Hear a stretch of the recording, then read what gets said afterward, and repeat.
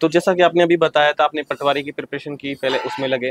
तो आपने ये जो भी प्रिपरेशन है पटवारी की हो या फिर आरएएस की, आपने सेल्फ स्टडी से की थी या फिर कोचिंग इंस्टीट्यूट से की थी? 16 और 18 का मेंस मेरा क्लियर नहीं होने के पीछे मेरी यही गलतियां रही। आपने अपनी जर्नी से क्या सीखा? तो आपको लगा कि पटवारी से बड़ी एग्जाम हम क्रैक कर सकते हैं, तो आपके अंदर कहीं ना कहीं वो कॉन्फिडेंस था, वो कहाँ से आया? प्रीलिम्स, मेंस और इंटरव्यू, इन सब की आप स्ट्रेटेजी बताइए कि आप जो स्ट्रेटेजी बताएंगे ना, उस स्ट्रेटेजी को अगर कोई फॉलो करता है तो उसका सिलेक्शन पक्का है। और वो क्योंकि आपने सेल्फ स्टडी से किया है, तो इस वजह से आप हमारे दर्शकों को प्लीज। कि जब आप आरएस की सोच रहे हो तो आप आरएस की ऑफिसर की जैसे क्वालिटीज होती है ना, उसको वहीं से डेवलप कर लेनी। ये एग्जाम धैर्य का है। आपके पास धैर्य होना चाहिए, पेशेंस होना चाहिए, उसके साथ में दृढ़ निश्चय होना चाहिए। आप पूरे डेडिकेटेड रहना चाहिए। आपके जो सिलेबस में कंटेंट है, उस सिलेबस के कंटेंट के अकॉर्डिंग आप सेलेक्टिव मैटर को पढ़ो। एकदम मुझे कोई मोटिवेट करने वाला भी नहीं था, मुझे कोई बताने वाला भी नहीं था कि आरएस होता क्या है।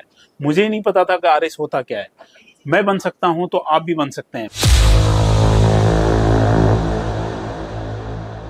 Today we have mister Sunil Kumar, RS 2021 topper. आज ये आपको अपनी जर्नी बताएंगे और आपको इंस्पिरेशन देंगे आरएस एग्जाम के लिए, और आरएस एग्जाम के लिए कुछ टिप्स भी देंगे जिससे कि आपकी प्रिपरेशन में हेल्प हो सके। सो वीडियो में आगे बढ़ते हैं सर के इंट्रोडक्शन के साथ। So please sir. सबसे पहले थैंक यू जो आप ये इतना अच्छा कार्य कर रहे हैं। मैं बताना चाहूँगा, मेरा नाम सुनील कुमार है और मैं राजस्थान के कोटपुतली बहरोड ज़िले से बिलोंग करता हूँ। और मेरा प्रथम चयन वर्ष 2013 की वैकेंसी में 2017 में पोस्टिंग मिली थी और मुझे कॉमर्शियल टैक्स में कनिष्ठ वाणिज्यिक कर अधिकारी के रूप में पद प्राप्त हुआ था। और उसके बाद मैं 2016 में भी मैंने मेंस लिखा था, 18 का मेंस लिखा था और उसके बाद 21 वाला जो मेंस है लिख के उसके मैं ट्रेनिंग के लिए यहाँ पे अभी वर्तमान में मैं वाणिज्य कर विभाग में ही ACTO के पद पे चयन हुआ है। और मेरी जो ट्रेनिंग है अभी OTS जयपुर में चल रही है। आप पहले पटवारी थे, फिर आपने 2013 का दिया। हाँ सर। फिर 2016, फिर 18, अब 21। तो क्या आप 2023 का भी दिया है आपने? नहीं सॉरी, मैं इस बार का नहीं दे पाया क्योंकि मेरा प्रीलिम्स नहीं हो पाया था। क्योंकि मैं RS 21 वाले में थोड़ा निश्चिंत था कि मैं इसी बार ही अच्छी रैंक प्राप्त करके और अच्छी पोस्ट मिल जाएगी। इस जो चक्कर था इससे मैं मुक्त हो जाऊंगा। तो मैंने उस तरफ ज़्यादा ध्यान नहीं दे पाया था। लेकिन RS में क्या सभी फेजेस का बहुत महत्वपूर्ण रोल होता है। जैसे प्रीलिम्स है, उसको क्लियर करने के बाद मेंस में आपको अच्छे नंबर सिक्योर करने पड़ते हैं, उसके बाद फाइनली आपको इंटरव्यू में भी। और संजोग से इंटरव्यू में मेरे इस बार थोड़े मार्क्स कम रहे, मुझे केवल 50 मार्क्स ही मिले। 50 मार्क्स। और 2013 की जो वैकेंसी उसमें मुझे 71 मार्क्स थे। 71 जी। तो ये गिरावट का क्या रीजन हो सकता है? ये डिपेंड करता है उस दिन इंटरव्यू बोर्ड का क्या माहौल है, कैसा उनका रवैया है, मेरा प्रेजेंटेशन कैसा रहा, वो सारी चीज़ें उसमें अपना रोल अदा करती हैं। ओके, तो जैसा कि आपने अभी बताया था, आपने पटवारी की प्रिपरेशन की, पहले उसमें लगे। तो आपने ये जो भी प्रिपरेशन है पटवारी की हो या फिर आरएएस की, आपने सेल्फ स्टडी से की थी या फिर कोचिंग इंस्टीट्यूट से की? हाँ, मैं बताना चाहूँगा कि मेरी शुरुआत जब मैंने आरएस के बारे में सोचा, तैयारी के बारे में, तो मेरा विज़न जैसे मेरे कई दोस्त थे या जो तैयारी कर रहे थे उनसे जैसे पता चला मुझे कि आरएस की आपको तैयारी करनी चाहिए, बहुत ही प्रतिष्ठित सेवा है, तो मैं भी इसमें घुसने के लिए तैयार हो गया था। उससे पहले मेरा अनुभव अलग ही टाइप का था। जैसे मैं कोचिंग में पढ़ाना, स्कूल में पढ़ाया, इस तरीके से। कौन सा सब्जेक्ट पढ़ाते थे आप? मैं मैथ्स में, रीजनिंग। हाँ, मैथ्स। यस। ब्रिलियंट स्टूडेंट होंगे फिर तो आप। हाँ, मैं 10th में 80% था, 70% फिर मैथ्स से था मैं। आगे भी, और गांव में भी मैं ब्रिलियंट, हाँ, इस तरीके से था। लेकिन मुझे खुद को भी विश्वास था कि मैं कुछ अच्छा करूँगा। तो इसी मतलब जोश और इसी उम्मीद के साथ मैं आरएस की तैयारी में जुट गया था। क्योंकि आरएस की तैयारी जब मैंने स्टार्ट की थी तो उस समय मेरे पास कोई जॉब नहीं था, और उसी दौरान मैंने काफ़ी एग्ज़ाम्स दिए थे। जैसे पटवारी का भी दिया था मैंने, जो CPO SI का आता है वो भी मैंने दिया था, FCI में भी दिया था, और संजोग से मेरा तीनों में ही चयन हो गया। तीनों में हो गया। तो उन तीनों में से मैंने पटवारी का जो पद था उसको धारण किया, क्योंकि मुझे राजस्थान में जॉब करना था और मुझे ये था कि आरएएस के निम्नतम जो सबसे नीचे वाला पद जो है पटवारी का, मैं उसको समझूं। तो मैं पटवारी का पद लेके और मैं अपनी प्रिपरेशन उसी दौरान, मतलब पद के साथ ही मैं अपना जितना समय मिलता था मुझे मैं करता था। और 2013 की जैसी वैकेंसी आई उसमें मैं पटवारी के पद पे रहते हुए ही मेरा ये चयन हुआ। और चयन के पश्चात मुझे कॉमर्शियल टैक्स में JCTO मिला। और चूंकि 16 और 18 का मेंस मेरा क्लियर नहीं होने के पीछे मेरी यही गलतियां रही कि मैं चूंकि गवर्नमेंट जॉब में आ गया था तो मुझे जॉब के साथ भी जस्टिफाई करना था। मेरी ड्यूटी कॉमर्शियल टैक्स में एंटी इवेजन सेल में थी, तो वहाँ दिन रात मेरे को काम करना पड़ता था। मैंने मेरे सुपीरियर से बोला कि भाई मुझे ऐसी जगह पोस्टिंग दे दीजिए जिससे मुझे रात को तो स्टडी करने का समय मिल जाए, लेकिन वो मुझे नहीं मिल पाया। इसकी वजह से मुझे 16 और 18 का चांस है मेरा वो लॉस्ट हो गया था। 21 में मैंने 21 में हो गया फाइनली। हाँ, 21 में फाइनली। तो आपके प्रीलिम्स और मेंस के मार्क्स क्या थे?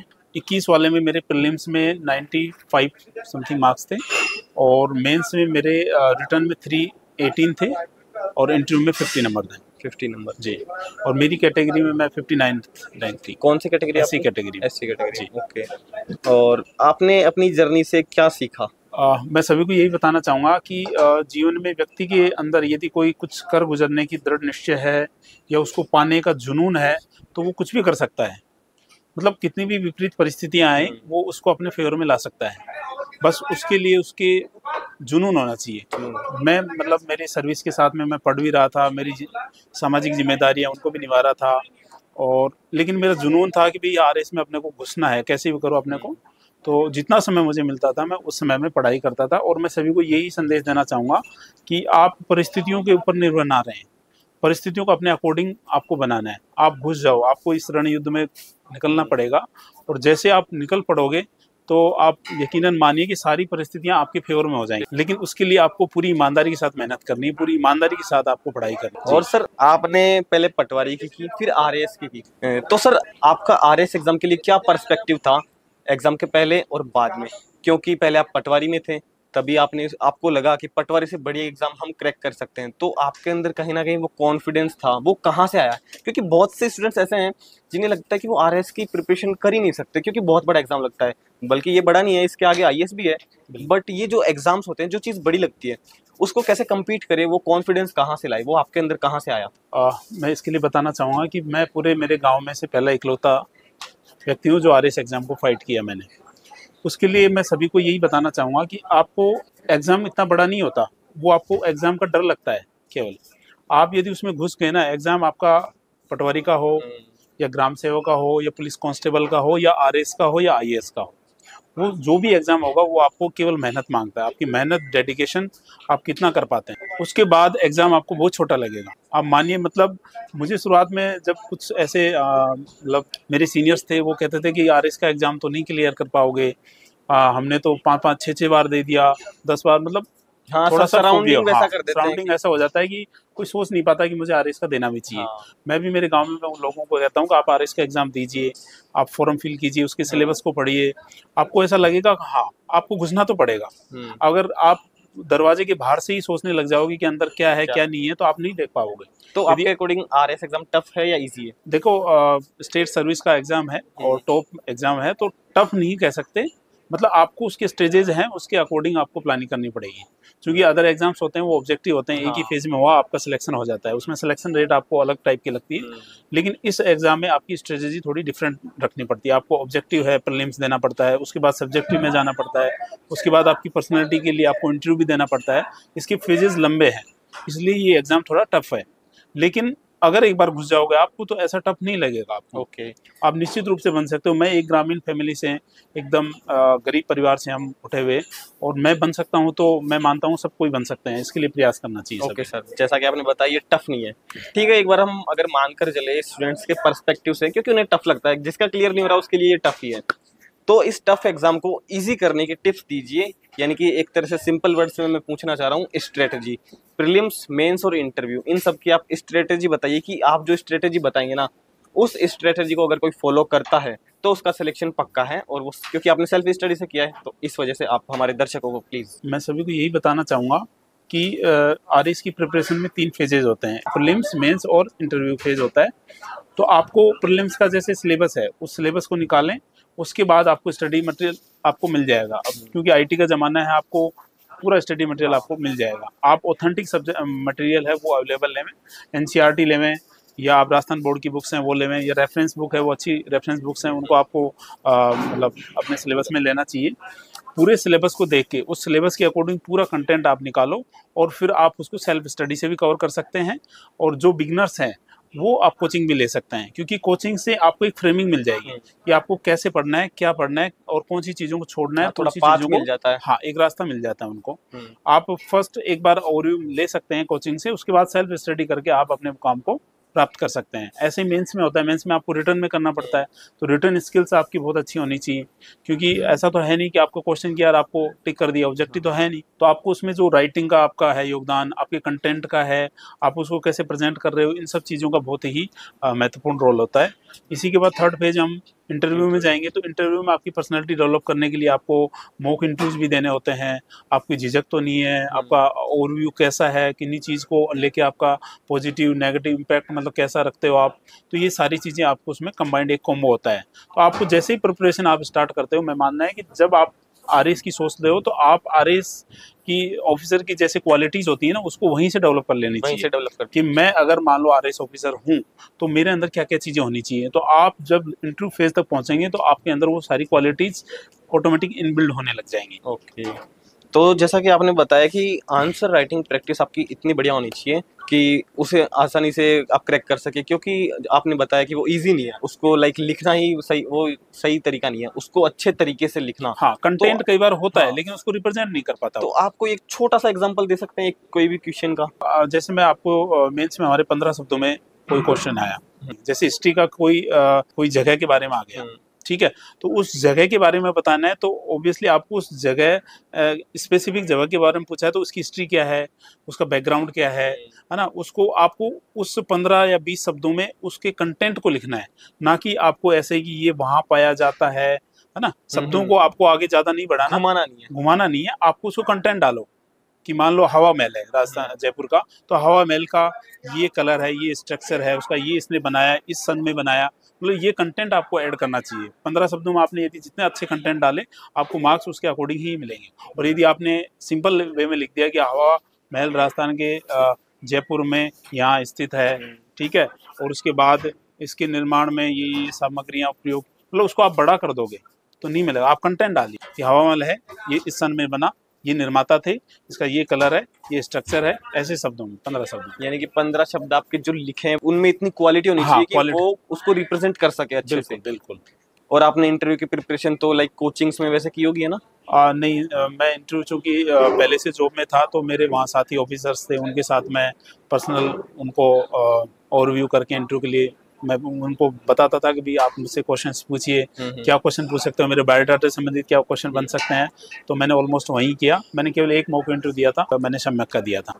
तो सर एक आरएस एस्पिरेंट में ऐसी कौन सी क्वालिटीज होनी चाहिए जिसकी वजह से वो आरएस एस्पिरेंट से आरएस ऑफिसर बन सके? उसके लिए मैं यही बताना चाहूँगा कि आरएस का एग्ज़ाम बहुत ही मतलब 3 फेजेज में जाता है, तो आपके अंदर बहुत ही धैर्य होना चाहिए, पैसेंस बहुत जरूरी मांगता है।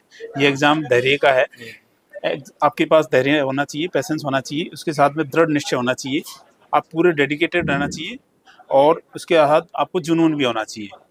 मतलब आप में जुनून है ना, तो आप मतलब कुछ भी कर गुजर जाओगे। लेकिन सर कभी कभी प्रॉब्लम ये आती है ना कि ये जुनून है, सब कुछ है, मोटिवेटेड भी है, प्रिपरेशन चल रही है, लेकिन कभी कभी क्या होता है पढ़ाई कर रहे हैं तो ना तो पढ़ाई हो पाती है, डिस्ट्रैक्शन हो जाते हैं, और पढ़ते हैं वो याद नहीं होता। लाइक आज याद किया, एक महीने का, पिछले का एक महीने का याद है, उसके पीछे का भूल गए।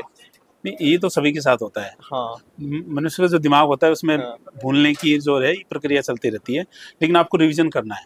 मतलब सेलेक्टिव मैटर आप पढ़ो, आपके जो सिलेबस में कंटेंट है उस सिलेबस के कंटेंट के अकॉर्डिंग आप सेलेक्टिव मैटर को पढ़ो, लिखो, नोट्स बनाइए, शॉर्ट नोट्स बनाइए। जो चीज़ें आपको लगती है कि ये मुझे रिवाइज नहीं हो रही, मुझे मैं बार बार भूल रहा हूँ, तो उनका आप शॉर्ट नोट्स बनाइए, उनको आप बार बार रिवाइज कीजिए। जैसे मैंने भी मेरे शॉर्ट नोट्स बनाए, तो लास्ट टाइम पे जो मेंस जब हम लिखने जाते हैं उससे 15 मिनट या 20 मिनट पहले मैं उनको आसानी से रिवाइज कर सकूं।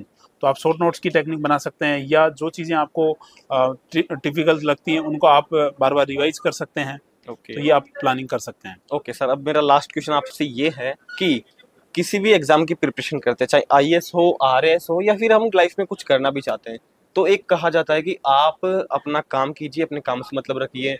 एक तरह से बोलते हैं ना कि आप पैक हो जाइए एक रूम में, फिर अपना काम कीजिए। तो ये सही है, या फिर आप समाज में भी थोड़ा इन्वॉल्व रहिए? कैसे, कौन सा सही है? क्योंकि दोनों चीजें जरूरी है एक तरह से देखा जाए तो। देखो, एग्जाम की प्रिपरेशन के लिए आपको कंसंट्रेट होना बहुत ज़रूरी है। और अगर आप कंसंट्रेट होकर तैयारी करते हैं किसी भी एग्जाम की या किसी भी उसके तो आप बेहतर तरीके से उसको रिप्रेजेंट कर सकते हैं, क्योंकि सामाजिक जिम्मेदारियां भी होती हैं। सामाजिक जिम्मेदारियों में अपने माता पिता भाइयों उनको आप बता सकते हैं कि वो उनको निभाए। मैं ये मानता हूँ जब आप तैयारी कर रहे हैं तो पूर्ण रूप से एकदम कटिबद्ध होके अपने आप को आइसोलेट कर लेना चाहिए और आपका ध्येय केवल और केवल पढ़ाई होना चाहिए, उसके अलावा कुछ नहीं होना चाहिए। क्योंकि बहुत से जब हम तैयारी भी कर रहे थे तो मेरे भी घर से या समाज से कई से प्रोग्राम होते थे, शादी में मैंने खूब छोड़े हुए हैं। मुझे पता था कि वहाँ जाऊँगा 2 दिन जाएंगे मेरे, फिर वहाँ जाने के बाद मैं डिस्टर्ब हो जाऊँगा, डिस्ट्रैक्ट हो जाऊँगा।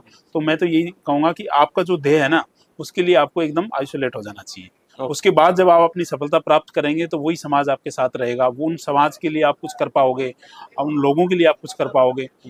तो बेहतर होगा आप आइसोलेट रह के और एक आरएस ऑफिसर बनिए। ओके सर, अब आपकी तरफ से स्टूडेंट्स के लिए कोई मैसेज, आपको ये मैसेज ऐसे देना है कि जो भी ये वीडियो देख रहा है उन्हें ऐसा लगना चाहिए कि ये जो आपका मैसेज है ये उन्हीं के लिए है। तो आप एक बार प्लीज उनकी तरफ देखकर उनके लिए एक अच्छा सा मैसेज।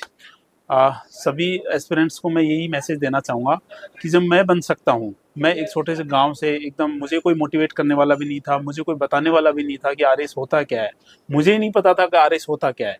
मैं बन सकता हूँ तो आप भी बन सकते हैं। बस उसके लिए आपको है ना पूर्ण रूप से डेडिकेट रहना पड़ेगा और एक जुनून के साथ इस एग्जाम में घुस जाओ। All the best. Thank you so much sir, बात करके बहुत अच्छा लगा। आपसे भी sir, thank you. So I hope मैंने सर से अच्छे क्वेश्चन किए थे, आपको पसंद आए होंगे। और अगर आपका फिर भी कोई डाउट है तो आप कमेंट सेक्शन में बता सकते हैं। और सर ने जो टिप्स दी है और सर ने जो अपनी जर्नी शेयर की है उससे आपको बहुत कुछ सीखने को मिला होगा। तो ऐसे ही और इंस्पिरेशनल वीडियोस के लिए आप चैनल को सब्सक्राइब कर सकते हैं और वीडियो को लाइक कर सकते हैं। सो वीडियो को शेयर कीजिए। मिलते हैं एक और ऐसे ही नए वीडियो में, तब तक के लिए बाय बाय। जय हिंद, जय भारत।